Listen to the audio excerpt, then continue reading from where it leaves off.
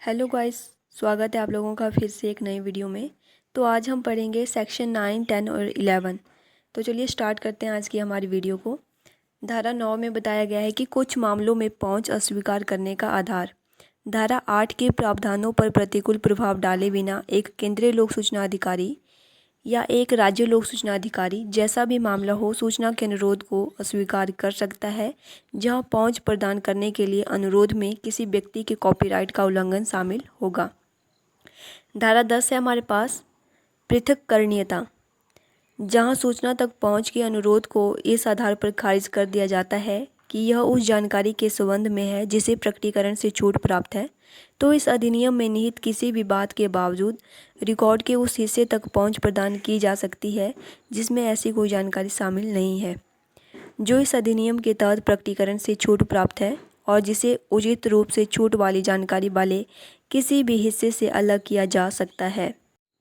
जहां उपधारा 1 के तहत रिकॉर्ड के एक हिस्से तक पहुंच प्रदान की जाती है, केंद्रीय लोक सूचना अधिकारी या राज्य लोक सूचना अधिकारी जैसा भी मामला हो आवेदन को एक नोटिस देगा जिसमें निम्न बातें बताई जाएगी। नंबर 1, अनुरोधित रिकॉर्ड का केवल एक हिस्सा रिकॉर्ड को अलग करने के बाद जिसमें जानकारी शामिल है जो प्रकटीकरण से मुक्त है प्रदान किया जा रहा है। नेक्स्ट है निर्णय के कारण जिसमें तथ्य के किसी भी महत्वपूर्ण प्रश्न पर कोई निष्कर्ष शामिल है उस सामग्री का संदर्भ देना जिस पर वे निष्कर्ष आधारित थे। नेक्स्ट है निर्णय देने वाले व्यक्ति का नाम और पदनाम। नेक्स्ट है उसके द्वारा गणना की गई फीस का विवरण और आवेदक द्वारा जमा की जाने वाली फीस की राशि।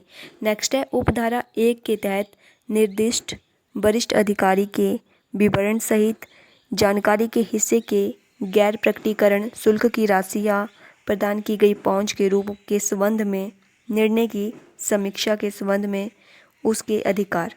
धारा 19 या केंद्रीय सूचना आयोग या राज्य सूचना आयोग जैसा भी मामला हो समय सीमा प्रक्रिया और पहुंच का कोई अन्य रूप। धारा 11 तीसरे पक्ष की जानकारी यानी कि थर्ड पार्टी इंफॉर्मेशन, जहां एक केंद्रीय लोक सूचना अधिकारी या एक राज्य लोक सूचना अधिकारी जैसा भी मामला हो किसी भी जानकारी या रिकॉर्ड या उसके हिस्से का खुलासा करने का इरादा रखता है जो किसी तीसरे से संबंधित है या प्रदान किया गया है, पार्टी और उस तीसरे पक्ष द्वारा गोपनीय माना गया है। केंद्रीय लोक सूचना अधिकारी राज्य लोक सूचना अधिकारी जैसा भी मामला हो अनुरोध की प्राप्ति से 5 दिनों के भीतर ऐसे तीसरे पक्ष को एक लिखित सूचना देगा।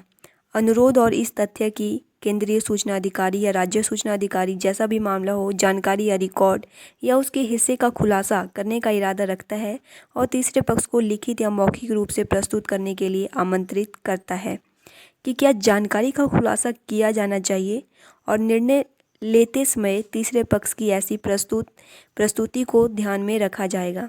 जानकारी के प्रकटीकरण के बारे में बशर्ते कि कानून द्वारा संरक्षित व्यापार या वाणिज्य रहस्यों के मामले को छोड़कर प्रकटीकरण की अनुमति दी जा सकती है यदि प्रकटीकरण में सार्वजनिक हित ऐसे तीसरे पक्ष के हितों को किसी भी संभावित नुकसान या क्षति से अधिक महत्व देता है। नेक्स्ट है जहां जैसा भी मामला हो केंद्रीय लोक सूचना अधिकारी या राज्य लोक सूचना अधिकारी द्वारा उपधारा 7 के तहत किसी तीसरे पक्ष को किसी सूचना या रिकॉर्ड या उसके हिस्से के संबंध में कोई नोटिस दिया जाता है तो तीसरी पार्टी को ऐसे नोटिस की प्राप्ति की तारीख से 10 दिनों के भीतर प्रस्तावित प्रकटीकरण के खिलाफ प्रतिनिधित्व करने का अवसर दिया जाएगा।